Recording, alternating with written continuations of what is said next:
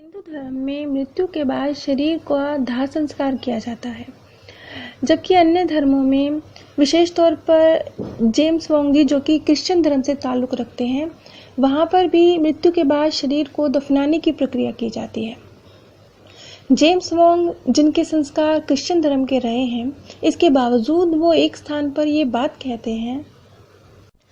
James Wong कहते हैं कि जिन व्यक्तियों की मृत्यु आत्महत्या के द्वारा या एक्सीडेंट के द्वारा होती है और कुछ ही सेकंड्स में उनके प्राण निकल जाते हैं, इस तरह की जो आत्माएं होती हैं, वो उन्हें ये बात रियलाइज़ करने में कि वो अब इस भौतिक दुनिया को छोड़ चुकी हैं, भौतिक दुनिया का अस्तित्व अब उनके लिए नहीं है, अब उन्हें भौतिक दुनिया में वापसी करने की अपनी उस इच्छा को समाप्त कर देना चाहिए और अपनी मृत्यु को स्वीकार करना चाहिए। ये जो भाव होता है, ये जिन व्यक्तियों की अचानक मृत्यु होती है उनमें नहीं होता और कई बार वो काफ़ी समय तक अपने शरीर के इर्द गिर्द रहती हैं।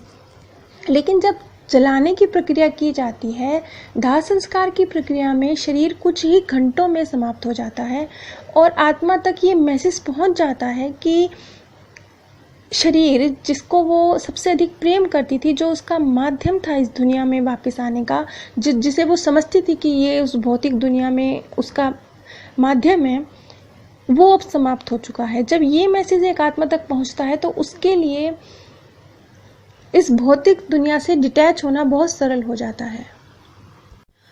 इसी से मिलती जुलती बात एक बार आचार्य रजनीश जी ने भी कही थी। उन्होंने भी कहा था कि दफनाने की प्रक्रिया में, क्योंकि शरीर को समाप्त होने में 3-4 दिन या कई बार इससे भी अधिक दिन लग जाते हैं, तो आत्मा इस बात को रियलाइज़ नहीं कर पाती कि वो अब इस भौतिक दुनिया से कट चुकी है और वो अपने शरीर के इर्द गिर्द ही मंडराती रहती है। लेकिन जलाने की प्रक्रिया में जब शरीर कुछ ही घंटों में समाप्त हो जाता है, तो आत्मा के लिए ये समझना बहुत सरल हो जाता है कि अब वो इस भौतिक दुनिया से जुड़ी हुई नहीं है। यहाँ पर ये बात इसलिए भी महत्वपूर्ण है क्योंकि जेम्स वोंग खुद क्रिश्चियन धर्म से ताल्लुक़ रखते हैं और उनके जो संस्कार रहे हैं वो क्रिश्चियन धर्म के रहे हैं। इसके बावजूद वो दाह संस्कार की प्रक्रिया को कुछ मामलों में सही मान रहे हैं। जेम्स वोंग ने यहाँ पर एक केस का भी जिक्र किया। उन्होंने कहा कि एक महिला जिनका वैवाहिक जीवन कुछ अच्छा नहीं चल रहा था, उनके पति के साथ काफ़ी लड़ाई झगड़े रहते थे। उनके पति का अफेयर किसी अन्य महिला के साथ चल रहा था और वो उससे विवाह करना चाहते थे। वो चाहते थे कि वो अपनी पत्नी को तलाक दे दे और उस महिला से विवाह कर लें, लेकिन उनकी पत्नी उनसे प्रेम करती थी और वो उन्हें तलाक नहीं देना चाहती थी। इसी प्रक्रिया में एक बार एक लंबे लड़ाई झगड़े के बाद उस महिला ने अपने आप को कमरे में बंद कर लिया और पिस्तौल से उसने खुद को ही गोली मारकर आत्महत्या कर ली। इस घटना के बाद वो व्यक्ति खुद को अपनी पत्नी की मृत्यु के लिए जिम्मेवार मानता रहा। उनके पति इस गिल्ट भाव में जी रहे थे कि यदि वो अपनी पत्नी से झगड़ा ना करते तो आज उनकी पत्नी जीवित होती, वो उनकी वजह से मृत्यु को प्राप्त हुई। इस बात से वो बहुत अधिक गिल्ट में थे।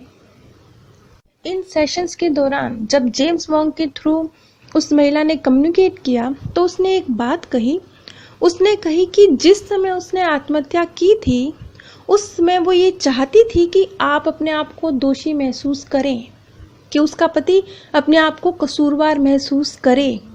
उस समय उसके मन में ये भाव था, लेकिन मृत्यु के बाद फौरन बाद उसका ये भाव परिवर्तित हो चुका था और वो ये चाहती थी कि ये उसने आत्महत्या की है, ये सही है, लेकिन उसका पति इस गिल्ट भाव में ना रहे कि उसने उसके कारण आत्महत्या की है।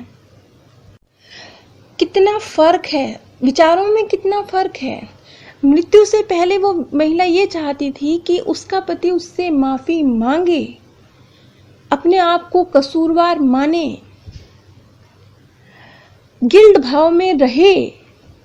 लेकिन इसके विपरीत मृत्यु के बाद कितना ज़बरदस्त बदलाव था। मृत्यु के बाद वो महिला चाहती थी कि उसका पति अपने आप को कसूरवार ना माने, अपने आप को दोषी ना माने, बल्कि वो उसने जो ये पीड़ा पहुंचाई अपने पति को खुद आत्महत्या करने की, इसके लिए वो अपने पति से माफी मांगना चाहती थी। यहाँ पर वो महिला अपने पति से कहती है कि आपको अपने आप को माफ करना होगा। ये उस महिला के शब्द थे, जेम्स वॉन्ग के थ्रू जो उस महिला ने अपने पति से कहे, आपको खुद को माफ करना होगा, क्योंकि आपने ट्रिगर नहीं खींचा था। आपने मेरे साथ बात करने की कोशिश की थी, लेकिन मैंने नहीं सुना। यहाँ पर परिस्थिति कितनी उल्टी थी। यहाँ पर वो महिला अपने पति को मैसेज दे रही थी कि मैंने अपने आप से प्यार नहीं किया। ये मेरी कमी थी कि मैंने अपने आप से प्रेम नहीं किया, आपकी कमी नहीं थी। और मैं आपको यही बताना चाहती हूँ कि आप अपने आप को प्यार करें, अपने आप को गिल्ट में ना रखें। मैं आपको ये बताने आई हूं कि आपकी गलती नहीं थी। अब यहाँ कितना जबरदस्त बदलाव है। मृत्यु से कुछ क्षण पूर्व उस महिला का कहना था कि सारी गलती मेरे पति की है, और मृत्यु के बाद उस महिला का कहना था कि आपकी गलती नहीं है।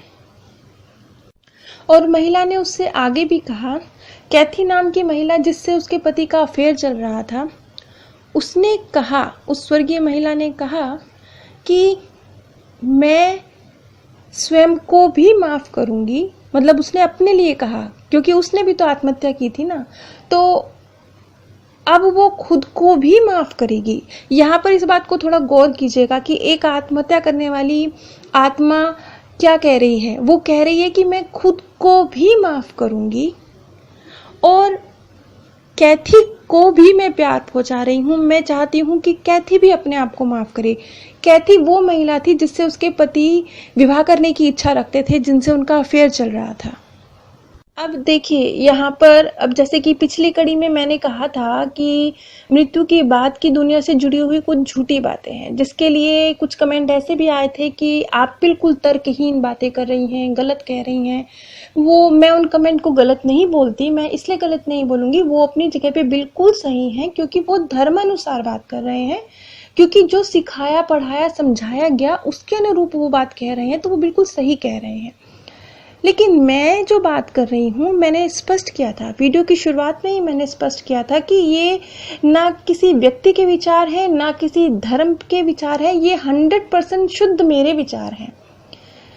तो क्योंकि मैं उस वीडियो की जिम्मेवारी ले रही थी और मैं ये कह रही थी कि उसमें कई बातें पूरी तरह से मेरे विचारों के अनुरूप हैं, किसी धर्म या किसी अन्य व्यक्ति द्वारा कही हुई नहीं है। इसलिए यदि वो आपको तर्क संगत नहीं लग रही हैं, तो भी आप अपने स्थान पर सही हैं, क्योंकि आप उन बातों को धर्म की बातों से तोलेंगे, क्योंकि आप मेरी कही हुई बातों को किसने क्या कहा था की बातों से तोलेंगे।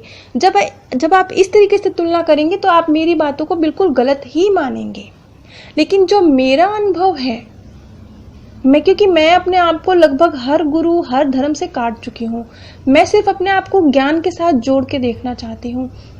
तो जो मेरा अनुभव है, मैंने ये महसूस किया कि आत्महत्या करने वाले व्यक्ति को तो ज्यादा प्यार की जरूरत होती है। परमात्मा के साथ गलत कैसे हो सकते हैं? आप बताइए, यदि कोई स्टूडेंट फेल हो जाता है तो अच्छा टीचर कौन है? क्या वो जो बच्चे को ये कहता है कि अच्छा तू फेल हो गया, अब तो तुझे और मार पड़ेगी तुझे पास होने के लिए, और मार पड़ेगी तब तू पास होगा? क्या टीचर ऐसा करता है अपने बच्चे के साथ?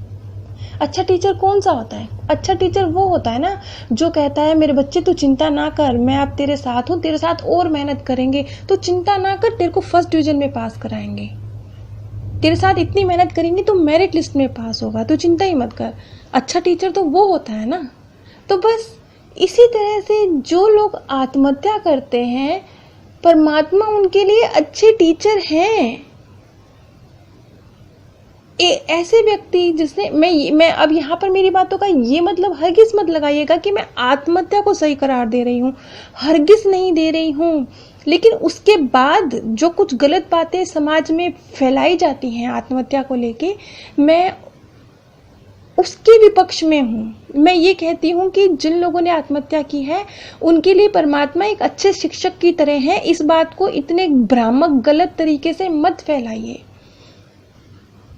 अब इस केस में भी तो उस महिला ने क्या कहा, वो आत्महत्या करके मरी थी, लेकिन उन्होंने कहा कि मैं खुद को माफ कर रही हूँ और उस महिला को भी मैं प्यार करती हूँ जिस महिला से मेरे पति के प्रेम संबंध हैं। कहा तो वो कुछ क्षण पहले तक, मृत्यु के कुछ क्षण पहले तक अपने पति को दोषी मानती थी, उसको सजा देना चाहती थी, उसको गिल्ट महसूस कराना चाहती थी, और कहा मृत्यु के बाद उसकी विचार बिल्कुल परिवर्तित थे। अब वो अपने पति को ये कह रही थी कि आप गिल्ट मत महसूस करें, आप अपने आप से प्यार करें। और सिर्फ इतना नहीं, एक स्टेप आगे जाकर वो उस महिला से भी प्यार प्रदर्शित कर रही थी जिससे उसके पति के प्रेम संबंध है। यहाँ कितना बड़ा बदलाव है।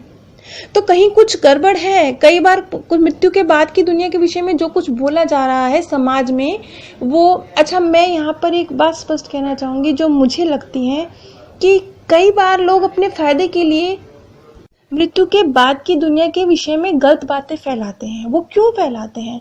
क्योंकि जब वो गलत बातें फैलाएंगे तभी तो उनका कल्याण होगा, तभी तो आप उनके पास जाके कहेंगे, ओहो मेरे स्वर्गीय प्रियजन अब वो किस अवस्था में है, मुझे बताइए ना, अच्छा आप ये वाली पूजा कर लीजिए, अच्छा आप ये वाला कार्य कीजिए, अच्छा आप ये, इसके लिए आप धन देंगे। इसमें उनका फायदा छुपा हुआ है, इसलिए वो आपको डराते हैं, गलत बातें बताते हैं। क्यों बताते हैं? क्योंकि इसी वजह, आपका डर तो उनकी कमाई का जरिया है। वो आपको डराएंगे नहीं तो आप उनको पैसे क्यों देंगे? आप नहीं देंगे। अब इसी से मिलते जुलते मैं एक अन्य केस का जिक्र करूंगी जिसमें ये भी जेम्स वॉन्ग जी की इसी पुस्तक में वर्णित है। टॉकिंग टू हेवन इस पुस्तक का नाम है, जिसमें उन्होंने एक केस का और जिक्र किया है जिसमें एक व्यक्ति ने, क्योंकि उनकी माता के साथ उनका किसी बात को लेकर झगड़ा हो गया था और उनकी माता कुछ कर्कश शब्दों का प्रयोग करने वाली महिला थी, तो उन्होंने इस कारण से उस मोमेंट में आत्महत्या कर ली। लेकिन आत्महत्या के बाद ये सेशन उनका सबसे लंबा चलने वाले सेशन में से एक था। ये खुद जेम्स वॉन्ग जी कहते हैं कि ये सेशन मेरा लंबे सेशंस में से एक था, जिसमें उस पुरुष ने अपनी माँ से ये कहा कि मैं तो इस धरती पर आया ही था उस अनकंफर्टेबल प्यार को भी महसूस करने। कर्कशता के पीछे जो प्यार था, उसकी माँ कर्कश थी, बोलने का तरीका उनका सही नहीं था, लेकिन वो भी प्रेम करती थी अपने बच्चे से। उस अनकंफर्टेबल कर्कश भाव के पीछे जो प्यार था, उसको समझने के लिए ही तो वो इस धरती पर आया था, जिसमें वो फेल हो गया और उसने आत्महत्या का स्टेप उठा लिया। क्योंकि उसकी माँ ने कुछ कर्कश बातें उससे कही, वो अपनी माँ के सच्चे प्यार को नहीं देख पाया। इस सेशन के बारे में जेम्स वॉन्ग कहते हैं कि वो आदमी अपनी माँ से प्यार से बात करना चाहता था, जो उसने जीवन में नहीं की थी। वो अपनी माँ से प्यार से बात करना चाहता था, इसलिए वो जेम्स वॉन्ग को ये मैसेज देना चाहता था कि मैं अपनी माँ से आई लव यू कहना चाहता हूँ, मैं अपने प्यार का इजहार करना चाहता हूँ। वो काम जो उसने अपने पूरे जीवन में नहीं किया था, वो काम। इन सब अलग अलग केसेस से कम एक बात तो पूरी तरह से हमें स्पष्ट हो जानी चाहिए कि एक जीवित व्यक्ति की भावनाओं और विचारों में और मृत्यु के बाद व्यक्ति की भावनाओं और विचारों में बहुत बहुत अधिक अंतर होता है। और ये जो परिवर्तित भावनाएं हैं, इनके आधार पर हमें मृत्यु के बाद जो उस व्यक्ति की स्थिति है उसे समझने की कोशिश करनी चाहिए। आप सभी पर परमात्म सौंदर्य, प्रेम और आनंद सदैव बरसता रहे। आप सभी दिव्य परम धाम में स्थान प्राप्त करें। आप सभी पर परमात्म सौंदर्य, प्रेम और आनंद। हिंदू धर्म में मृत्यु के बाद शरीर का दाह संस्कार किया जाता है, जबकि अन्य धर्मों में, विशेष तौर पर जेम्स वॉन्ग जी जो कि क्रिश्चियन